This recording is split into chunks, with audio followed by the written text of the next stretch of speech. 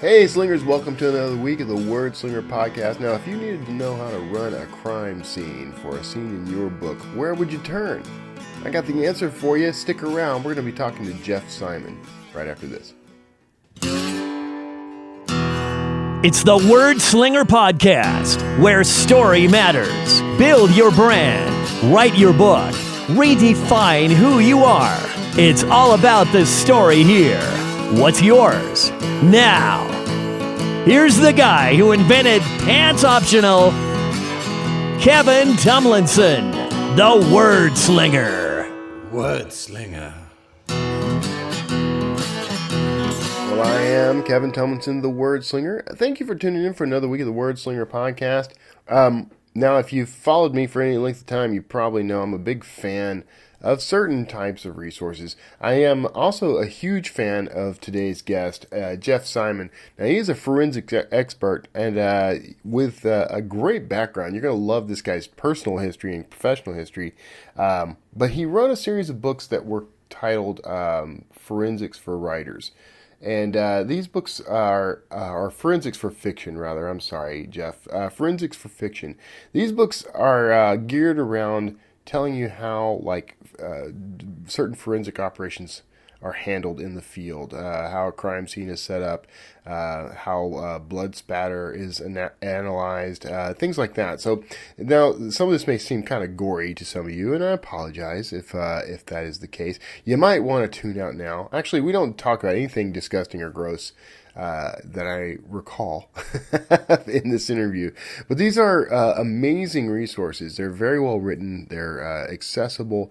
There's 3 guides, and they're fantastic reads. So if you write thrillers in particular, but really if you write anything, Geoff's husband writes romance novels, and he uses this same information in some of his stories. So you never know when this sort of thing is going to come in handy. And I really like the sort of, as I said, accessible, approachable way that Geoff handled the material. I don't think he goes into too much gory detail, really. It's actually quite cool. It's a great inside look into how forensics works, and getting it right. Because, TV and movies and that sort of thing, that's where we get most of our experience with this, and it doesn't always get it right. So I think you're going to enjoy this interview, and definitely check out these books. You'll find links to these in the show notes of the episode, but we're not going to hold you back any longer. Let's get to the scene of the crime with Geoff Symon talking about forensics for fiction. And stick around. I'm going to talk about some stuff that is Word Slinger related, give you some insight on the goings on and maybe some things that are happening in the industry, so stuff like that. So stick around for that. Otherwise, enjoy this interview with Geoff Symon. I'll see you on the other side. Hey, thank you for sticking around through the intro. And today, I'm chatting with a guy that I'm really happy, actually, that I've connected with this guest. As you know, I write thrillers for a living, part of a living anyway. That's the bulk of my living. And one of the things that thrillers have to deal with pretty frequently are things like crime scenes, police procedure, even the odd autopsy here and there. And finding resources, I've found plenty of great resources over the years to help me with that stuff. But finding something that was accessible and enjoyable, even fun to consume, to read, and have on hand, that's been kind of a challenge. But my guest today took care of that for us. I'm talking to Geoff Symon. He's the author of Forensics for Fiction. That would be this book and at least 2 others. And I'm hoping there's more on the way, Geoff. So welcome to the show. Thanks for being on. Thanks, Kevin. Thanks for having me. And yes, there are more on the way. I figured, man. Reading through these, I get the sense that, okay, there's a lot more than you can actually get through in these 3 thin volumes. So I expect there will be a lot more. Yes, sir. So tell me, okay, let's get in, because you've got a pretty impressive background, actually. You're a Federal Forensic Investigator. Tell us what that means. Well, I've been very fortunate in my career. It is a career that I happened upon back when the dinosaurs ruled the earth, and so I got in very early. So I like to say I was forensics before forensics was cool. Yeah.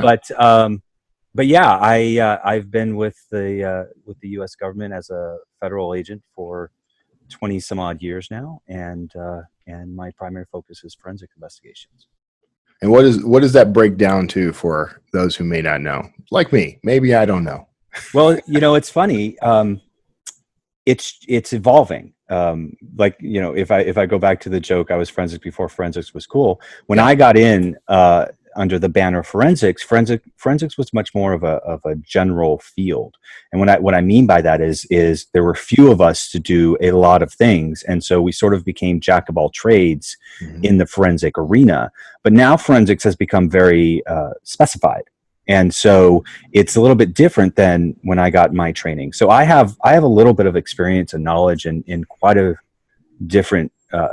few different forensic avenues. But today, if you were to ask someone if they're in forensics and they say yes, they are specifically trained. So they're either like an evidence technician or a lab technician, or they have specified training in blood spatter analysis, or they work in the medical side of things. And they all work together as opposed to having one person with all that knowledge. If that makes sense. No, that makes sense. It's that's interesting because we tend on TV and in movies, forensic specialists can do practically anything, and we can hack world computers and that sort of thing. I'm sure you can. Man. I'm not going to doubt you at all. So that's interesting. So what have you had to specialize in your career at all? I have had some opportunities to specialize. My first job with Department of Justice, I specialized in crimes against children. And so so those type of cases involve any sort of assault, physical or sexual, or neglect, or kidnappings, or child pornography, or anything along those lines. Right. My next big job in forensics was actually with Department of Defense, in which I was with the Armed Forces Medical Examiner's Office. And in that job, I got hands-on experience with autopsies and what a medical examiner does and that sort of thing. So as far as that's concerned, I've had jobs where I've been able to specialize, but I've also been sent for specialized training, such that I am a blood spatter analyst. So I've had many opportunities, which I've been very grateful for. Yeah, blood spatter is fascinating. I think it is. Throw that out there. So your book is, forgive the expression, illuminating quite a bit on that topic. But I was already kind of interested in it from various other sources, and it just, there's so much more to that than you would think. Yeah, I agree. Yes. Yeah. We can get off on that. Now, one thing I did want to ask you about, man, because you are, by all indications, whenever we connected on Facebook, which I'm very grateful for. Every time I see you post, you're actually quite positive and upbeat, considering what you deal with on a daily basis. How do you do that? Well, first of all, thank you. How do I do that? I think that can translate to a question I get asked an awful lot when I'm out doing my teachings, and that is, well, how do you deal with the job you have? Is it a switch you turn on and off? And that is a question I actually have a difficult time answering, because I don't really know the specific answer to it. It's not like a switch that I turn on and off. And now I'm dealing with something that's gory. Now I'm dealing with something that's fluffy and fun. But in a way, it is sort of that. It's sort of, if I can use the pun, I'm a punner, by the way, just so you're aware. All right, we're going to get along just fine. So, it does bleed into my normal life, in that I don't normally love to go watch the uber violent or overly bloody movies. That's just, right. I feel like I have it in my job. For some reason, I don't want it in my entertainment. But I think because I started my career off with a focus on crimes against children, what I learned very early on is it's a situation in which I'm doing a job, and I don't mean to make it sound sterile, but I am there for a child who is literally in a no-win situation. Because if I do nothing, the child still remains in the only love that child's ever known, but is in a dangerous situation. And if I get involved, although for the adults, I'm taking that child out of a dangerous situation, I'm also yanking that child away from any love that he or she has ever known. Yeah. And so I have to focus that I am an agent for that child, and my emotions really can't get involved at that point, because I'm not doing the child any good if I do that. And I think that sort of applies across the board when we're dealing with different criminal investigations, whether it's an arson or a death or whatever it is. You know, you're there for the victim, and so you've got to put your job ahead of anything else, and that's sort of how you do it. I like that approach. I like what you're saying. Of course, to a much less degree, lower degree, as thriller writers, we end up exposing ourselves to this stuff, quite a bit. Of course, yes. And one of the things I've struggled with is sometimes my thoughts get a little dark. I'm not gonna lie, and so that's one of those things. It's like, well, how do I, step back from that? So I think, in terms of what you're saying doesn't necessarily directly apply, but if I think of it in terms of I am performing some sort of service with the story, maybe that would help. I don't know. Yes, and I also think that at least on the writer side of things, there's a line that you guys sort of walk, and I think it's an important line, because the writer's job is entertainment, and of course a lot of this stuff in the real world is not entertaining, and so you walk this line between, am I doing this topic justice, or am I over glamorizing it? Right. And there's real respect for people who can navigate that line, if I'm making sense. No, that makes perfect sense. It's I think the term I hear a lot is basically trying to turn it into porn. It's in a way, I agree. Yeah. Yeah. So okay, well then, I feel like I turned us down a dark path there. We'll move back. This became chipper awfully quickly. But these are things, I know that if I've got this question, someone else has this question, so I don't feel too bad about it. So you now you say in the foreword of at least one of the books, and I don't remember which one. Maybe you say it in all of them, and I'm only glossing it over, but that your wife is a writer as well, right? Actually, husband. But husband, yes. I'm so sorry. That is not a problem. That's the sort of assumptions guys like me make. Absolutely, that's not a problem. Your spouse, your husband, is also a writer. Does he write thrillers or something else? He's an interesting one, actually. He's been a writer for over 20 years. He started off with writing for stage and graduated to film, and sort of wrote a novel on a dare. And found out that he absolutely loved it. And so he started writing novels. And just recently, he's taken this 20 plus years of writing, and he started this this series on helping writers on how to write. So it's hard to say what he writes, because he's written some very dark plays. His novels are romantic novels. They're in the romance genre. Okay. But I mean, he bounces back and forth from like a paranormal story to a contemporary story to whatever else. I seem to think they're all really great, but of course. Well, I would hope so, man. I mean, my wife doesn't always think everything I write is great. She's at least supportive. So you got into this. Where I was leading with that was that you got into this. You decided to write these books because you saw that need in the community. Is that right? That's absolutely correct. What I got into these books because he would consistently ask me questions. Is this how it works in the real world? How do you dispose of a body, and how many stabs? And we would joke about that. And then he said, why don't you dig into this a little bit, because you have this wealth of knowledge that really could benefit writers. And so I started looking into what was out there. And don't get me wrong, there are some great reference books out there. I don't want to take that away from anybody. Yeah. But on the whole, what I found, at least for the forensic side of things, is you could either get way too technical, like a textbook on these things, or it borders on fluff.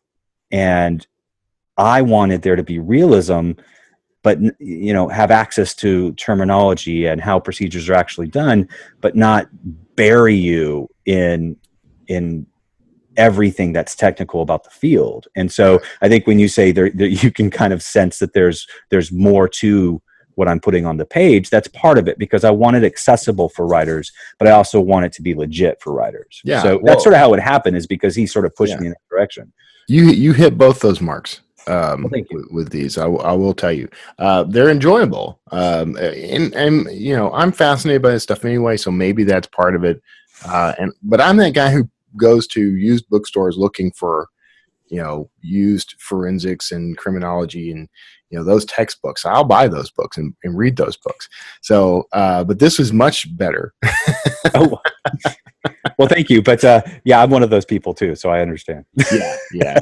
We have chronic issues, you and I. We have a few issues.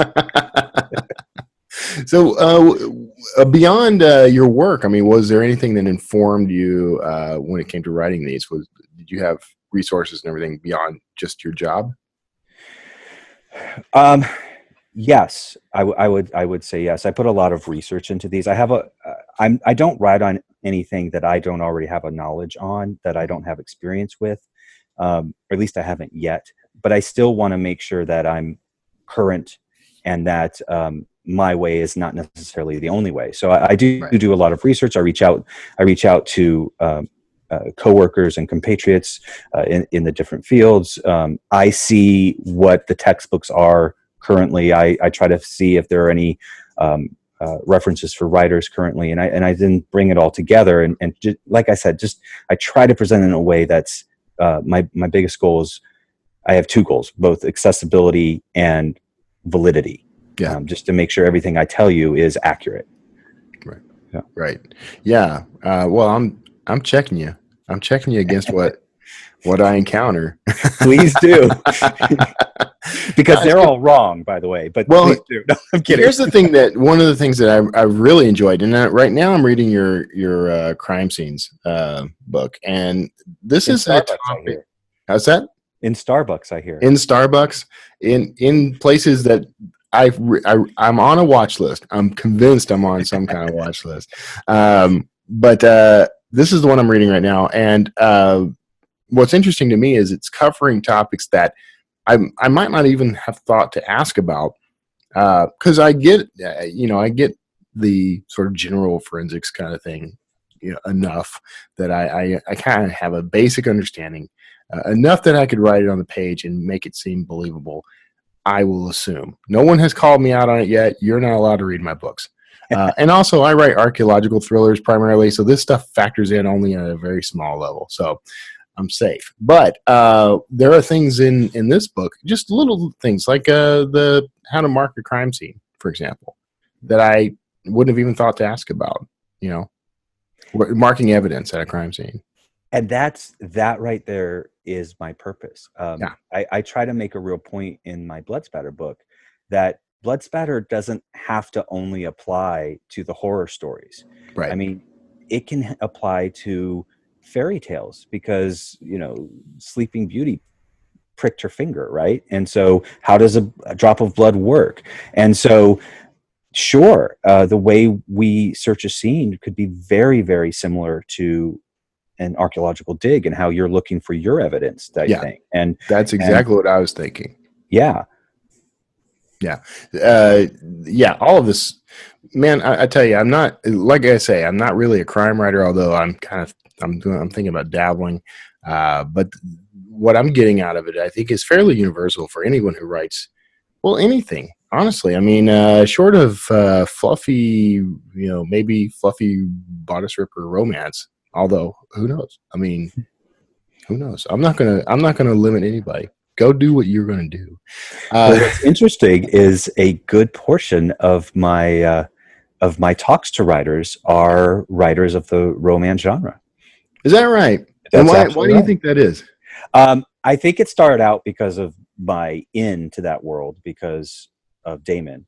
But I just feel that there is actually a huge interest in these topics. And I think every genre has the subgenre, and then you can take that subgenre in many different directions. So when when you're dealing with paranormal romance, a lot of the authors want to know, well, what happens when my werewolf bites into somebody, or Yeah.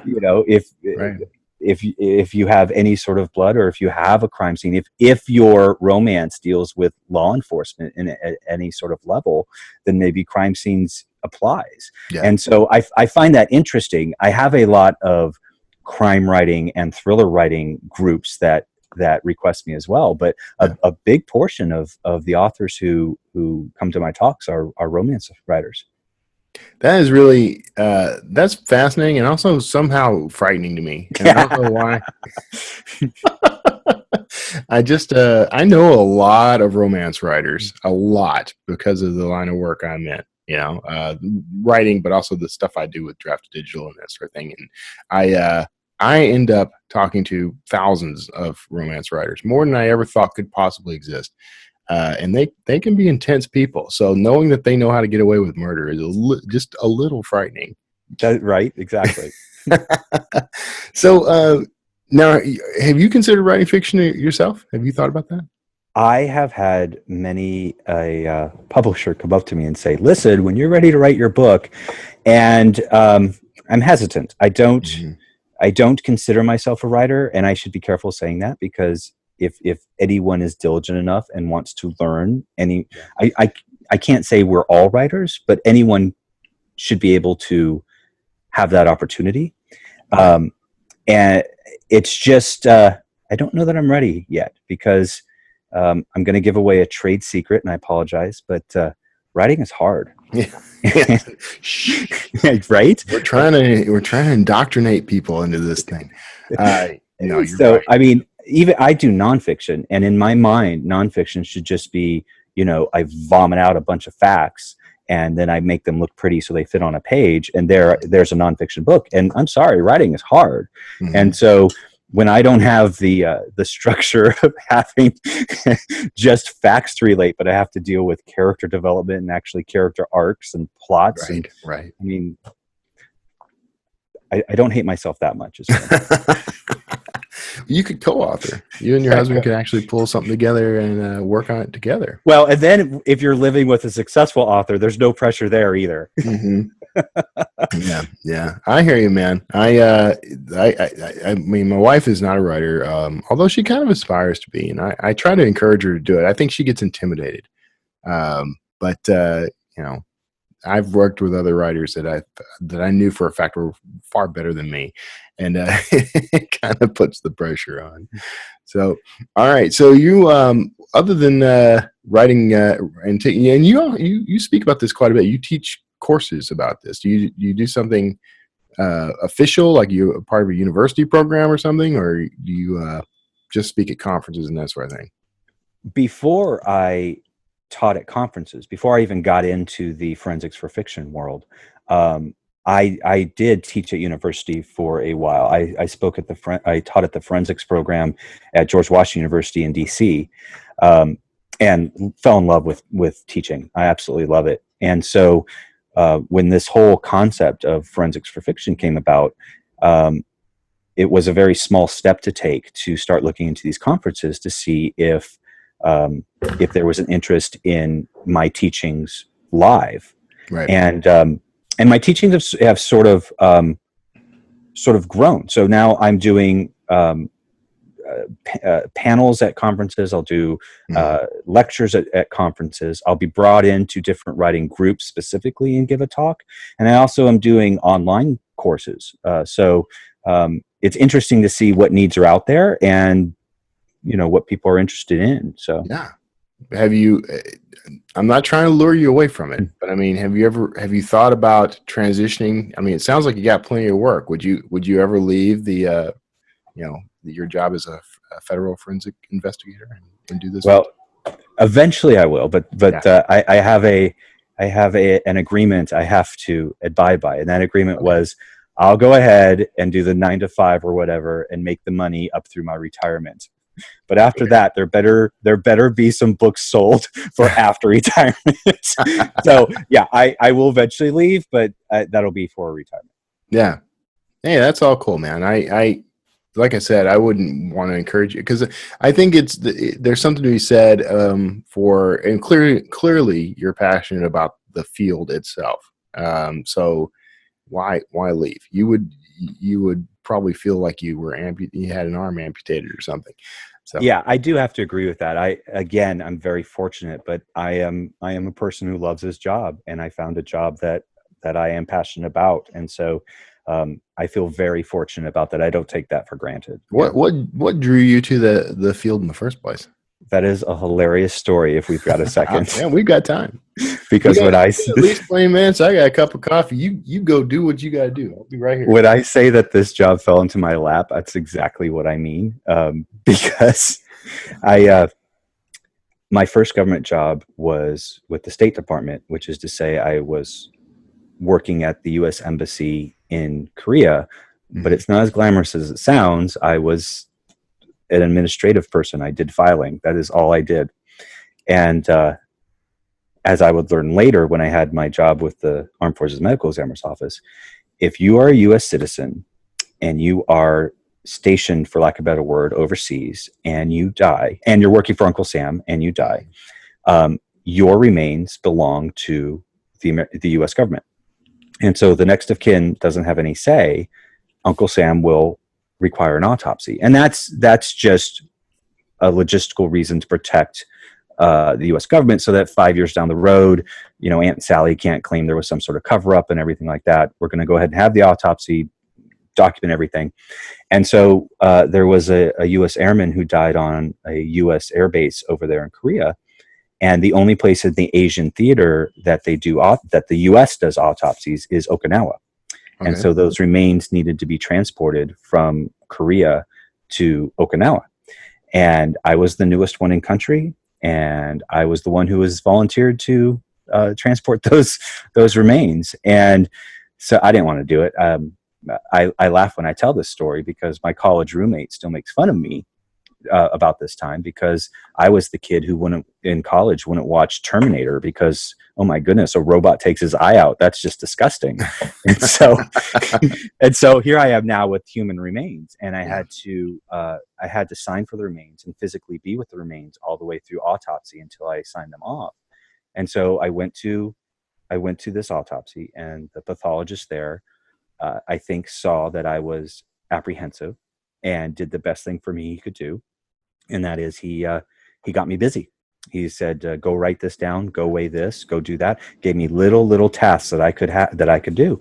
And I did task after task after task after task. And the next thing I know, it was over. He said, thank you very much. You can go back to Korea. And I was like, all right, that's done. Woo! Right. And I go back to Korea to live my life. And about 6 months later, I get a call from this pathologist. And he says, listen, the government's starting up a forensics program.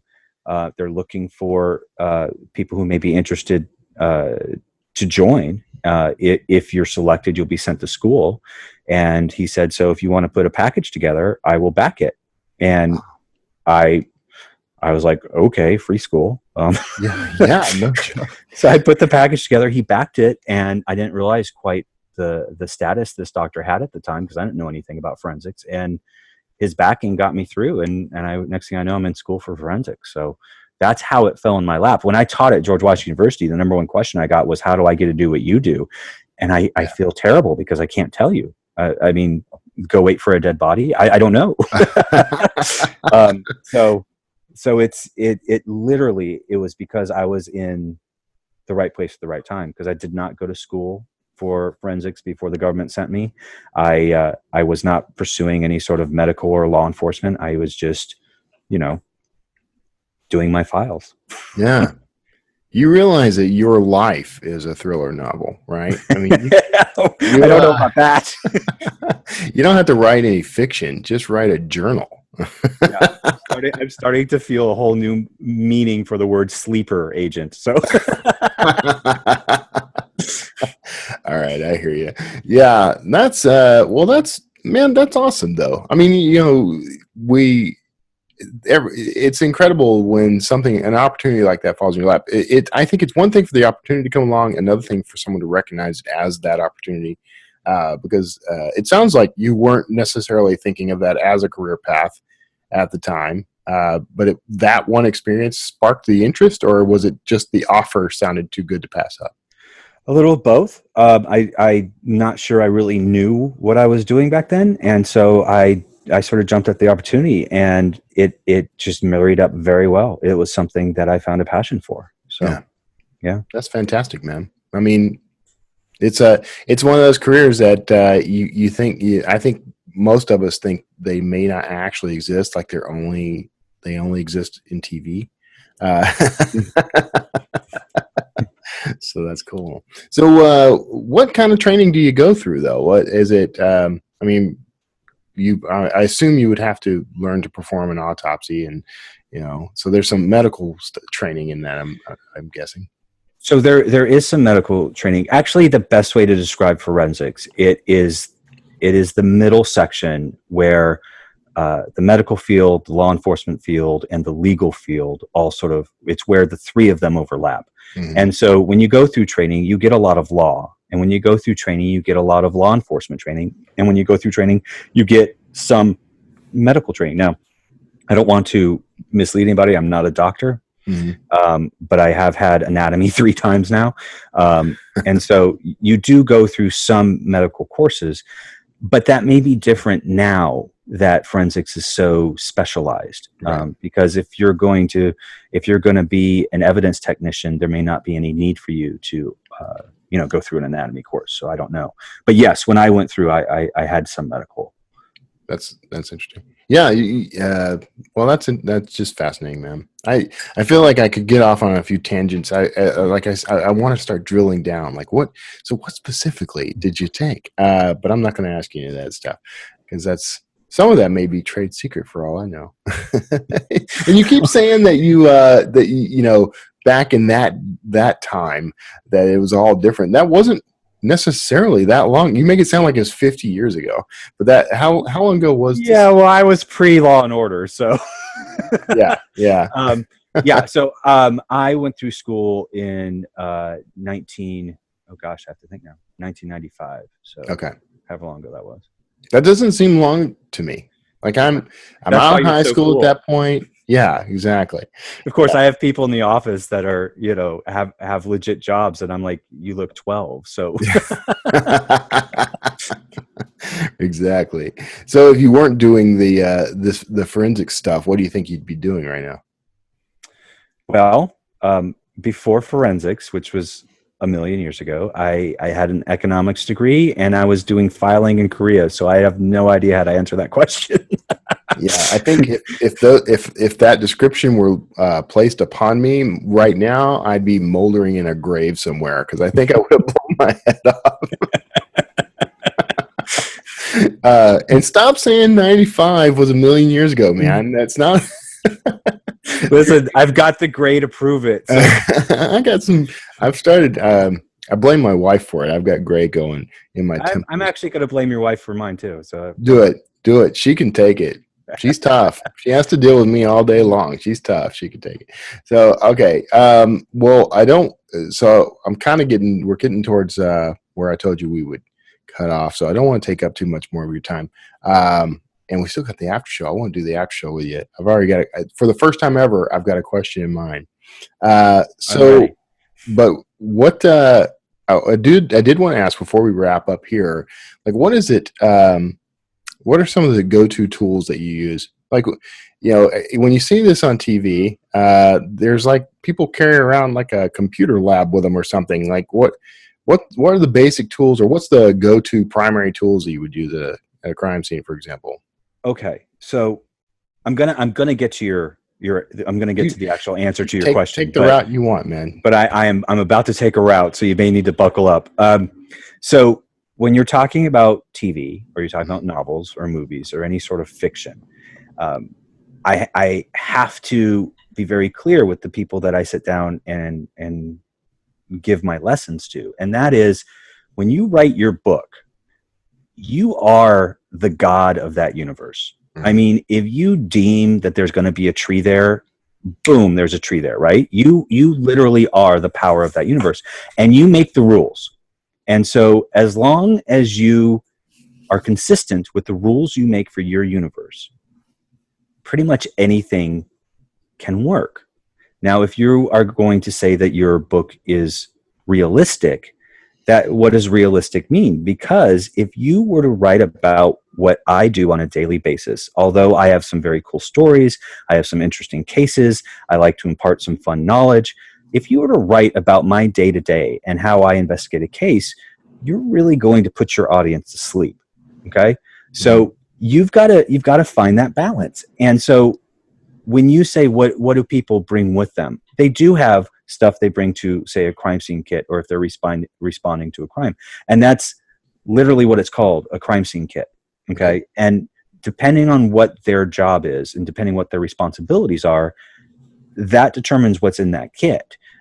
That kit could have the evidence markers, the evidence tape, evidence bags.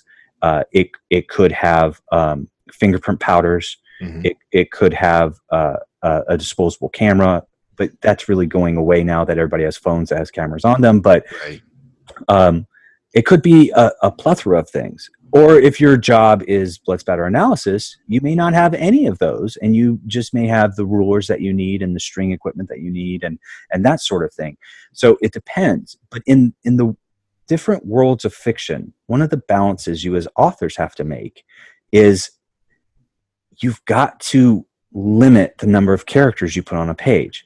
See, in the real life, we have the evidence technician, the lead investigator, perhaps their boss, the onlookers, the fire people, the EMTs, a whole slew of people that are on a crime scene. By the time you're done naming all those people and telling the reader who they are, they're lost. And so what happens in fiction is they take all those people and they compress them down to one person so that one person does everything. And they do that because they have to. You have to. The reader's not going to stay with you. And you also have to have a reason for your character to have the knowledge of every single aspect that he or she has. And so for her to be a part of everything, she has to be the agent or the law enforcement person for every single process. And so all these jobs are brought into one. And so that's why it's hard to sort of answer that question, because the real answer is she would have everything she needs in a go kit, and that go kit is ready at a moment's notice. And depending on what your character does in your universe, in your book, that's what she would have in that bag.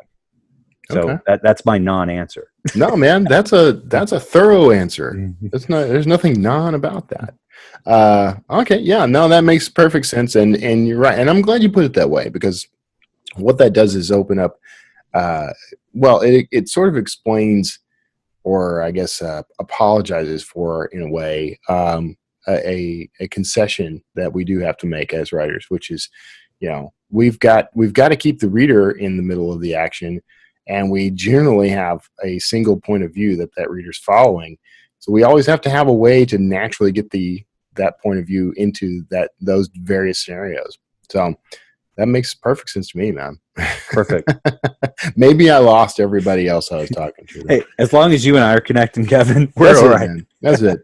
Half the time I think I'm the only one listening to the show anyway. So maybe I just explained it to myself. All right. Well, hey, I really appreciate you being on. Once again, thank you so much for being a guest on the show, man. Absolutely. Thank you. Bringing all this knowledge. All right, everybody. Now you, right this second, probably are hearing that groovy theme music. You can dance in place at will, but if you'll hang out, you'll hear some industry news. You'll get some other tidbits and facts and information you're sure to love. So you stick around.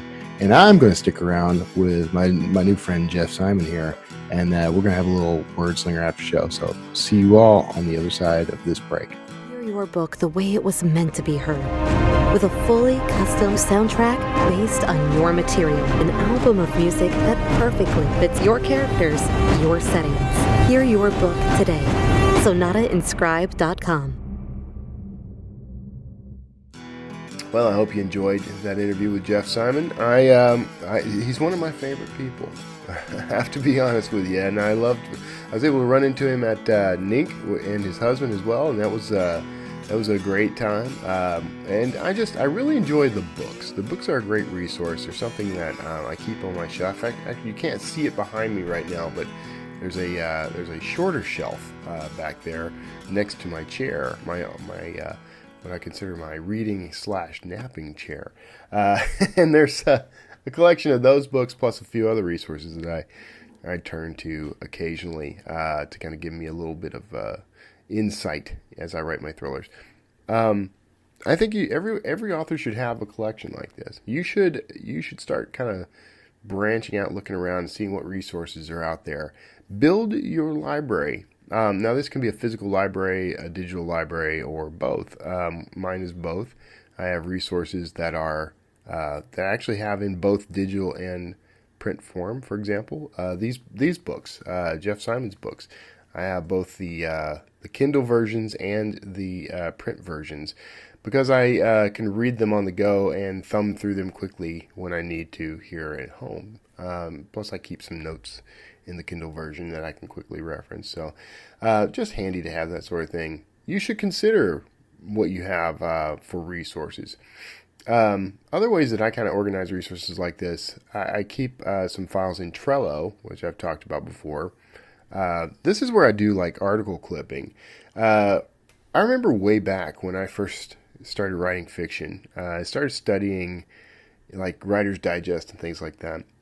This is when I was a kid, by the way. But I remember reading an article one time that recommended keeping a file of magazine and newspaper clippings that caught your attention. And I think I probably took sort of the wrong lessons from this sort of thing, but because I would just start collecting, all kinds of things. Really, I guess I didn't take the wrong lesson from it. I wasn't really sure what I was going to be writing. And so I just clipped anything that I thought was interesting and that I thought was fun. And a lot of that stuff couldn't be turned into stories per se, but it did sort of feed my imagination. It was interesting to have this collection of stuff that I could just thumb through anytime I want. And these days, I do something similar with Trello. So instead of clipping things out of actual magazines or newspapers, which I really don't have on hand as much anymore, I clip them from the web and I'll drop them into Trello. I do this, people share things on Facebook, they share things on Twitter, so I find a lot of stuff that way. I subscribe to some things. A good example of this, I'm sorry, I'm kind of hiccup burping here. I'm sorry about that. I know that's gross, but we'll gloss past it. Anyway, I subscribe to like publications like the Archaeology magazine and some related journals. I subscribe to a lot of scientific journals, archaeology journals, anthropology stuff. I am subscribed to things like Atlas Obscura, to all these sort of history related things. That's good. But I also tend to go and find clips on quantum physics, on forensics. If I read an article about an interesting criminal case, I'll clip that. And when I say clip, I'll link and grab it and drop it into Trello in a special board I've created. That is all content that I can mine later. A lot of this content, by the way, especially the historical stuff, it ends up being used in this other side project I've been working on called Written World. And I've talked about this before too, I believe, but just to rehash it a little, I'm a big fan of recycling and repurposing things, and that includes content. So what I tend to do is I'll find something, like say an article about some historic event that catches my attention, something I think is odd and quirky enough that might be interesting to others. And now this is usually in the name of research for one of my books. But even if I'm just kind of casually observing the web, or I'm standing in line reading an article while waiting to check out with my groceries or something, I'll come across these little tidbits. So that immediately goes into any research I'm that may be applicable for the books. But then I've got it. It's sitting there. It's going unused now. So I started going through that, and then expanding on researching that topic a little more thoroughly. And then I'll write these little essays that go into my emails, to my newsletter. Now, I did an interview last night, and shout out to Roland Denzel, who sat in on that. Thank you for the support, sir. But I did an interview that was about using Facebook pages and that sort of thing. And I wanted to throw this in here because I talk a lot about newsletters, but you can do the same thing with your social media presence, especially with Facebook. T.S. Paul also sat in on that interview last night and said he had pointed out in the comments that he has 6 Facebook pages and 5,000 followers. And he does not have a newsletter. So he makes all his sales and he has his following, he has his community built up around Facebook. Now, I personally think that's a dangerous play just because Facebook can change its terms of service anytime it wants. It controls your access to these people. Someone may report you for something you didn't even think was offensive, and suddenly you're locked out of Facebook. Your account can be compromised in a number of ways. So I don't personally recommend relying entirely on Facebook for your interaction with your readers. But you can, and it does. I know a few authors who don't even have newsletters who are doing very well. So that said, the content strategy that I like to use is to repurpose content that I've used elsewhere. So I've got the research for the book, and then I turn that into a short essay that I send to my reading list or to my Facebook followers. That gives me some feedback and gets people excited. It's free content, but it's free and strategic. Something you're going to hear me talk about a lot in the months and years to come. But it's free strategic content. That content is related to my fiction, so it helps me vet the reader a little. I know that people who read this stuff and enjoy it are going to be likely to enjoy my books, and I can remind them of that. And then now that I have that content, I've sent it to my readership. I go ahead and read and record that right here using this microphone and that camera. I record that, and then my good friend Nick Thacker, who founded Sonata and Scribe. You heard the commercial between the interview and this segment, and that his business is to create musical scores for anything really, but particularly for authors and their work. He's created a score for my Dan Kotler books. He is creating original scores for each of the episodes of what I'm going to call the Written World. Now, this is going to be a fun podcast. I've been pulling it together bit by bit. It takes a lot more time to produce than this show. A higher production value, we'll say. But I'm doing some really interesting things with this, and I think you're going to enjoy it when I do launch it. Now, this is going to be a reader-facing podcast, and it's coming off of repurposing this existing material. So now, so the progression is, I stumble across a story. I use it as research for a book. I take that story and I repurpose it as an essay for my reading list. I take that essay and I read it so that I can record it and use it for a podcast, which will also have a video version.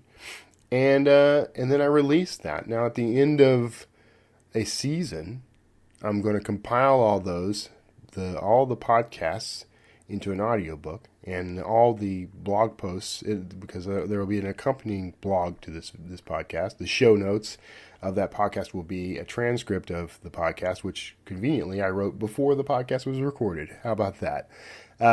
So there will be a transcript, and I'll combine all those into an ebook and a print book at the end of a season.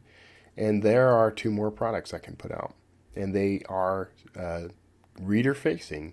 So as I push them out there, I have calls to action to point people to my fiction, which gives the reader someplace to go. As time goes by, my hope is I'll produce a whole bunch of these seasons, and I'll I'll do the same thing I do with my fiction. I'll cascade from one to the other. Tell people, hey, if you like this book, book 2 is coming out, book 3, book 4, season 1, season 2, season 3. However, I end up doing this. But I'll also always include links to where readers can find my thrillers, because that is the work of my life. That's the stuff I love to do. So you can see how this whole thing, it's all nice. I love well-oiled machines, and this is good. I'm refining this as I go. Trello plays a big part in this sort of thing because it helps me organize, helps me. I can put dates on things, due dates and that sort of thing, so I get reminders.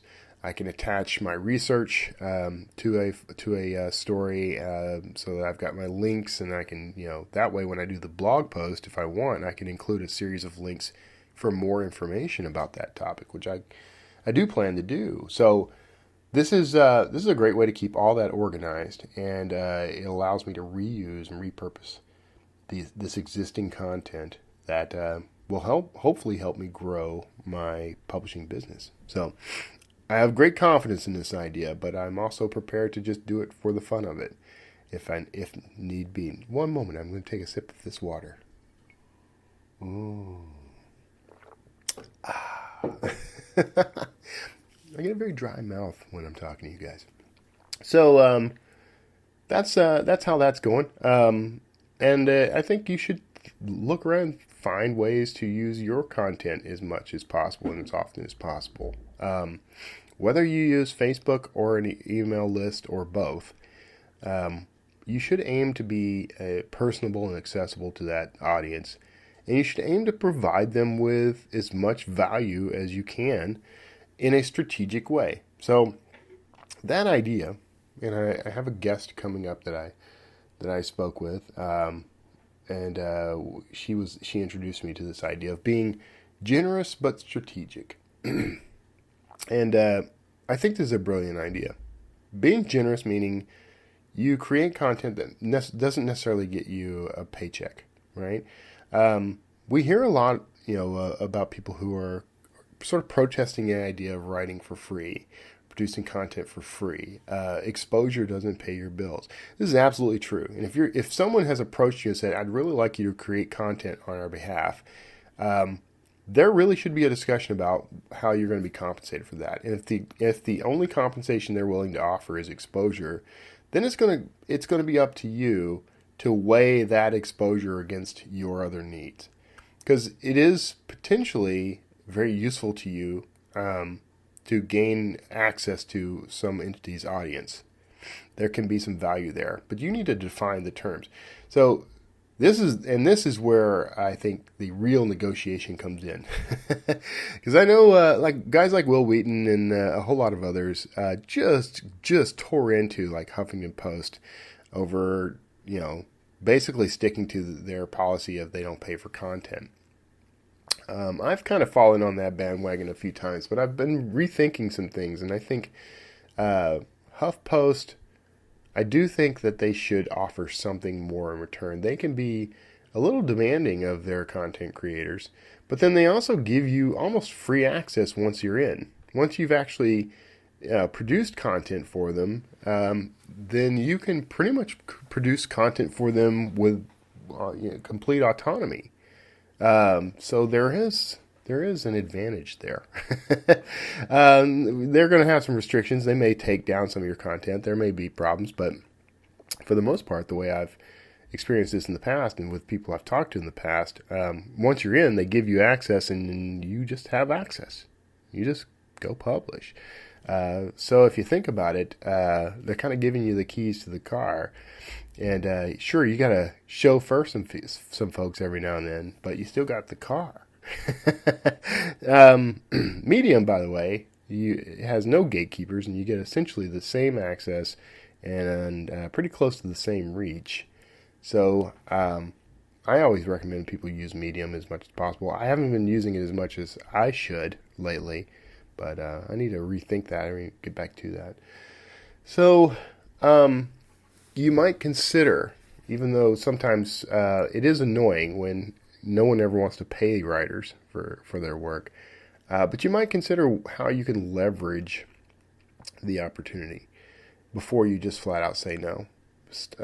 We need to get away from being outraged and offended by default and instead be strategic and thoughtful.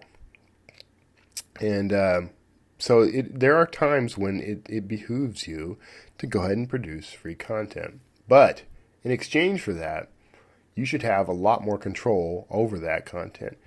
So by that I mean you should be able to put in a blurb at the end, a bio that includes links to your website. Some of these sites will be pretty strict on how many links can appear in that. You can push back on that. Tell them, okay, look, I will produce this free content, but I need 2 links. I need 2 URLs. And if you only allow me to have one, then maybe you should pay me. Or something, don't be an ass about it, but you can push back a little. And if they still say no, just consider, okay, I would ask questions. What's your audience size like? How can I get demographic information on your audience? Who are you reaching? And, how many followers of this specific type of content do you expect there to be? How will you promote the article that I'm giving you? You're producing this content for them. You've got every right to know this stuff. And if they refuse to give it to you and if they get kind of snotty with you, which I've had happen, consider not doing it. Be polite about it. Say, look, this isn't fit with my strategy. If I'm going to give you free content in exchange for exposure, then I at least need to know how that exposure is working. You're offering to pay me an exposure, so I need to know who we're reaching and how. So that's a perfectly reasonable request. There's this fear, by the way, that if you turn down work, then that's it. It's this sort of FOMO idea, fear of missing out. If you turn down this opportunity, you're never going to get another opportunity. You're blacklisted. You'll get a reputation. Maybe. Could happen, depending on who you're turning down and how public it is. But if you're polite and professional, there's usually not going to be a problem there. I think approaching every situation as a professional is the best policy. So, don't curse anybody out. Don't get snide with them. Don't get rude with them. You can go get rude with them privately and to your friends if you want. Get into I have a Facebook group, not a group, but a Facebook Messenger thread that I belong to with a couple of other authors, specifically so that we can trash the people who piss us off. It's not public; it can't be made public, and so we are free to say whatever we want, and it's a good place to vent. That's where you should do that. Not on Twitter, not on Facebook. Not live. Unless these people have just really done something heinous and you're speaking to power kind of thing. But you got to use your own best judgment there. But I think the idea here is, by the way, the theme here is using content, using relationships, using exposure to funnel people back to something that you control, so that you can make money, make profit from it. This is how businesses really should work. Most businesses do, because there's a lot of stuff that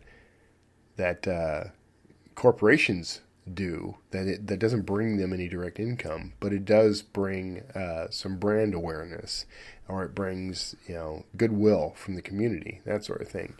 You should be thinking like that. How can I raise the awareness of my brand? So I'm Kevin Tumlinson, thriller author. How do I connect the idea of thriller author to my name as often as possible to as many people as possible? And sometimes that means writing some free content on Medium or Huffington Post. It means doing a whole lot of podcasts and appearances that I don't get paid for. And I don't expect to get paid for those. I expect that to be free contributions. So again, when I'm talking to podcasts and others, or doing, going to schools and doing free speaking engagements, or talking to students in their classrooms or whatever, I don't get paid for that 9 times out of 10. Sometimes I do, but I typically don't get paid for that. But I get, and I don't, often I'm not even allowed to do book sales at some of these events. But what I can do is add to the industry, add to the community, something positive, and put it out there that I'm here to help, or put it out here that I care, or put it out here that I'm a great storyteller, and that raises awareness of the brand and it helps. So as long as I'm strategic about it and smart about it, it'll be all right. You should always look at every opportunity in terms of how can I leverage this, even if it's not really something I can leverage for direct sales. How can I leverage it to expand the reach of my platform? Always think about that. And sometimes you're going to make decisions for things that are purely about just doing some good in the world. You know, you don't expect to get anything out of it. You know you can't get anything out of it, but it's a good thing. It adds to your soul. That's a good way to go too. So, what I'm trying to get you to do here is think. So, and always think about when you're creating something. Think about how many ways you could leverage it. You know, I do the podcast. This podcast really doesn't make me much money. I make a little bit of money from it. But what it does is it helps me to reach the community that I'm a part of. So I'm giving back to that community. And it allows me to learn and explore myself. So I talk to these guests. I learn about new resources, new services, new books. In the case of Geoff Symon, I'd already read these books before I had him on the show. But, you know, connecting with him gives me an even greater range of resources.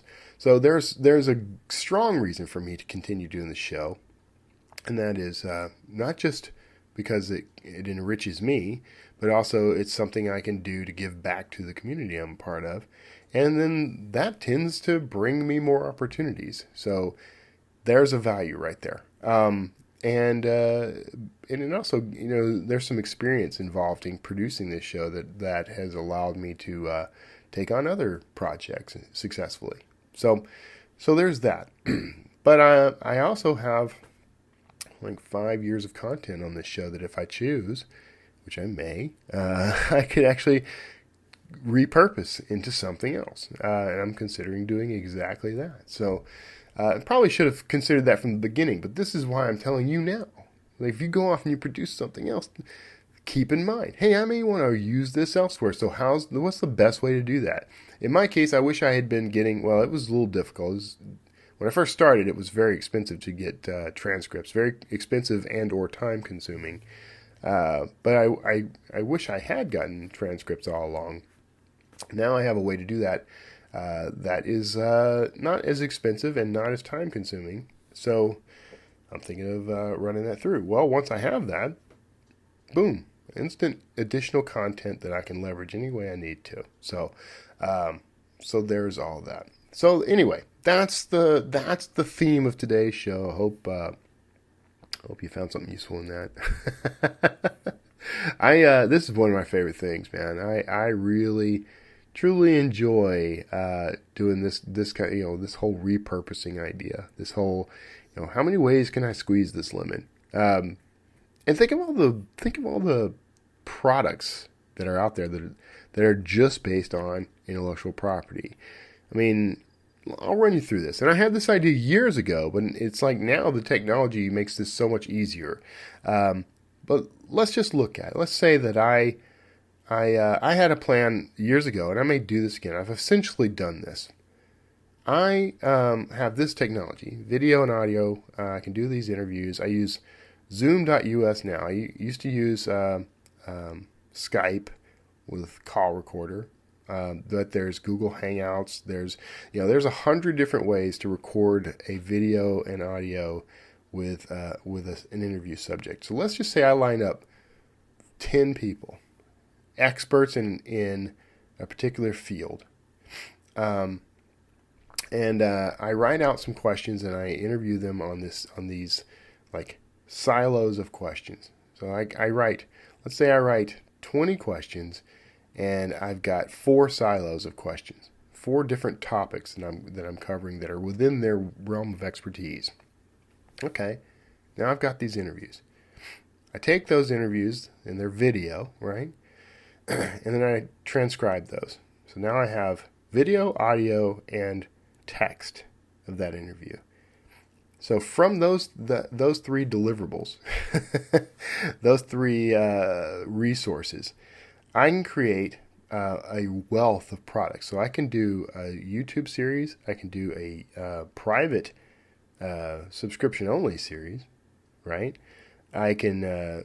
I've got 4 different categories of story I'm telling here. So I can take each interview and cut them into specific topics with multiple guests, or I can take the individual interviews and release them as individual interviews. I've got the audio of that, so I can do podcasts and I can do audiobooks.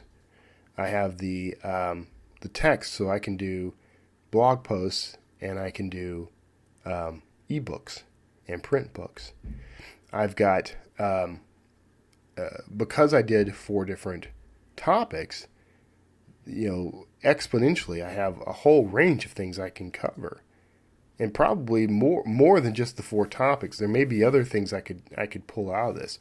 So you can see, from those 10 interviews, I could develop hundreds of products. And if my goal is take all this and funnel all the eyes and ears that encounter it into this other thing. Like at the end of every episode, I offer maybe some behind the scenes or extra clips or something like that intrigues people enough to go get on a mailing list. Well, now I've got that mailing list, and I can advertise to them anything I need to, anytime I want to. So that's what I mean. We need to be, as we are content creators. That's what we are. As authors, we are content creators. And we already use these skills. So let's be strategic about how we use them. Let's get as much out of this as we can. There are so many ways we can run this. There's probably things I haven't even thought of. And believe me, I think about this all the time, but there's still things I didn't consider. You can pull together courses. You can pull together a documentary, like a full-length documentary, which can go on Amazon Prime or elsewhere. There's just so much there. There's just so much you can do if you keep an open mind about this and be strategic about it. So anyway, I'm getting worked up. I'm getting excited. Now this is work, right? This is going to be hard work, and there's more to it than simply just talking it out. But it's work worth looking into. Once you've got the idea, then you can start doing your research and figuring out, like, how do I make this happen? What do I do about, there's always going to be questions like this. Like, what do I do about music for these productions? What do I do about graphics, motion graphics and still graphics? The lower thirds that you see at the bottom of a screen that say Kevin Tomlinson, word slinger, that's a consideration. Like, where does that come from? How do I handle the logistics of it, such as editing? If you don't know how to do editing, video editing, that is, and audio editing, so you may have to hire someone to do that, or you may have to take some courses and learn how to do that. So there is some significant investment in this, but this is a process that we can own that directly benefits us. So isn't it worth the time and energy of doing that? So anyway, that's it. If you got questions about this, if you're excited about this idea like I am, this is not new. I've been pushing this idea for years. And I think I'm finally at a point where I could do this much more efficiently than I could have, say, 10 years ago. And I'm already kind of pushing some buttons and getting some things going in that direction. So, but if you want to talk about this, hop on over wordslingerpodcast.com, hit the contact button, or find the show notes for this episode. Look up, use the search tool at wordslingerpodcast.com. Just search Geoff Symon if you want. Geoff Symon, Geoff Symon. And you can leave a comment right on this show's show notes. So that's going to do it. Really excited about these ideas and this whole notion. This content thing can be very lucrative all around. in a number of ways. It can be directly lucrative, or it can just funnel traffic to your books, your fiction, your nonfiction, whatever it is you write. If you are, by the way, a public speaker and you're doing this stuff, you're writing books to support your public speaking, you should definitely be considering this. This plays right into your strategy and can actually get you more speaking gigs. Trust me on this. I've actually gotten speaking gigs just because of some of the content I've created. So, great strategy. So, that said, we're going to go ahead and wrap up. We're at 30 minutes plus. So, for just this segment. So who knows how long this episode is, but I hope you're taking care of yourselves. I know I missed last week. I was in Oklahoma City. If you are a listener from Oklahoma City or from Oklahoma Christian fiction writers, hello. I had a wonderful time talking to you. God bless each of you. You were amazing.